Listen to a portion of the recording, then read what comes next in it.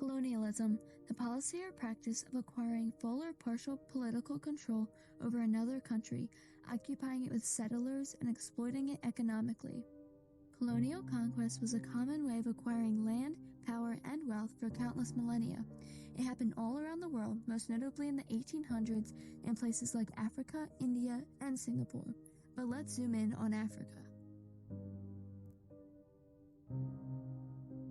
Africa's colonization by European powers, Britain, France, Belgium, Portugal, and Italy, was greatly influenced by the fact that these industrializing countries needed raw materials, such as rubber, timber, and metals, for the production of goods ranging from car tires to railroad tracks.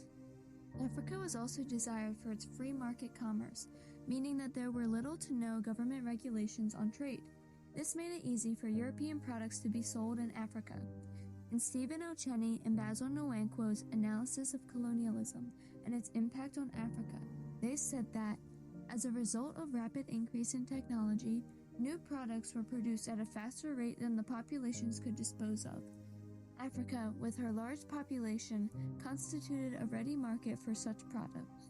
Lastly, as addressed in the same study, because big businesses were underpaying employees in the 19th century, they became richer and richer, improving the overall country's economy. This spike in profits was at such a fast rate that countries were struggling to reinvest their profits quickly enough. To solve this problem, European countries invested in the imperialization of Africa, which gave them an outlet to use their capital as well as a surefire way to keep their economic success going by using Africa's natural resources and open market. European powers set their sights on Africa, a resource-rich, economically unsophisticated, tribally separated continent at the time, to satiate their wants. The scramble for Africa pitted half a dozen European powers against one another, as they partitioned the entire continent among themselves in only about 25 years. That process involved endless but peaceful negotiations among the competing great powers about who got what, and extensive and bloody military action, sometimes lasting decades, could make their control effective on the ground. The study, Analysis of Colonialism and its Impact on Africa, says that before colonial influence, Africans used the materials available to produce the necessary items for local markets. Education rooted in learning skills and trades allowed them to make these items without needing outside interference. After colonization, Africans were removed from all aspects of production, except the harvesting of raw materials, which they were often forced to do. They no longer produced food for their community because of cash crop farming. Because of the incentive to farm cash crops, subsistence farming also declined, causing many families to go hungry. The whole of Africa especially suffered when, instead of keeping the trade profits like before, their profits were given to the colonial powers and not invested in furthering their domestic economy and public services, like transportation and healthcare. This ultimately set Africa up for failure by making each individual country dependent on their colonial government and inexperienced in conducting their own economy and politics. European leaders evidently had no intention of making Africa self-sufficient and only sought to exploit it.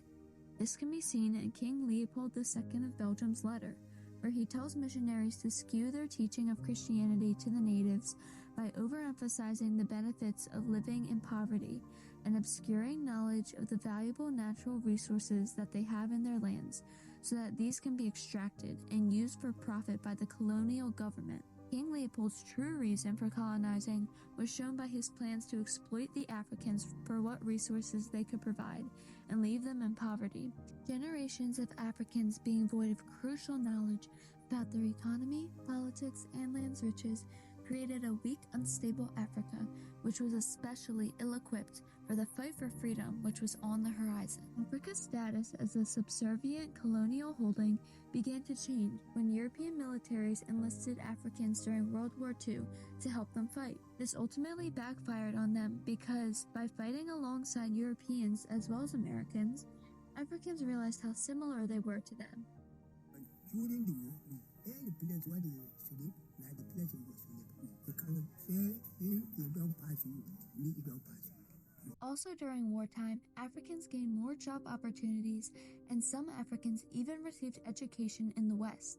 Being educated in the West gave Africans ideals of democracy and nationalism, which African party leaders used to inspire the fight for freedom. In the period between the 1950s and 1970s, many African countries either fought or negotiated for political independence from their colonizer. However, being economically and politically unprepared for independence led to many problems. Poverty, underdevelopment, economic dependence, ethnic and class conflict, the absence of democratic practices, fragile political and economic institutions, says Edmund Keller in his chapter of the book Africa, all proved to be structural obstacles, part and parcel of the legacy of European colonialism. Sadly, these hardships that were realized in Africa's post-colonial period can still be seen today. On the radio, we heard that, Tutsis, wherever they were, there was what they call RTLM, which was a hate radio. So that's where we heard, every Tutsi must be killed, even a young. This unrest between ethnic communities is influenced by the arbitrary territory lines drawn by the Europeans, which split up tribal territories, as well as the favoring some tribes received over others. Issues with the economy and social amenities are also prevalent today. Since the African economy was not fully developed before it was thrust into world trade, and profits that could have been invested in Africa were siphoned away from it by the European governments, it suffers severely in modern times. Many Africans live in poverty without help from public services.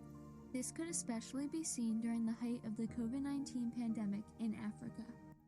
Sasa leo ni kibaro yangu au ungeweza kwenda nani?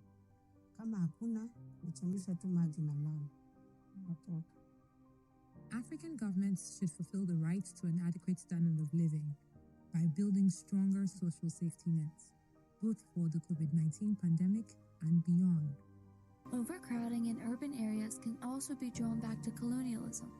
Since the only social amenities during Africa's colonial era were in cities, overcrowding, inadequate sanitation, and environmental pollution was prevalent. Consequently, the water in many parts of Africa is undrinkable because of waste from urbanization, industry, and mining, all of which started in the colonial era, and because environmental sustainability was not a concern of colonial governments, were not done prudently. This quote, which was originally written to describe 19th century Africans after their fight for freedom, is still embodied in the determined men and women that want to release Africa from its adversities and create a better future for it. Entrepreneurs like Magatte Wade plan to do this by first strengthening domestic commerce. She is working to make more business-friendly laws in Africa that will eliminate the restrictions made in the period after decolonization.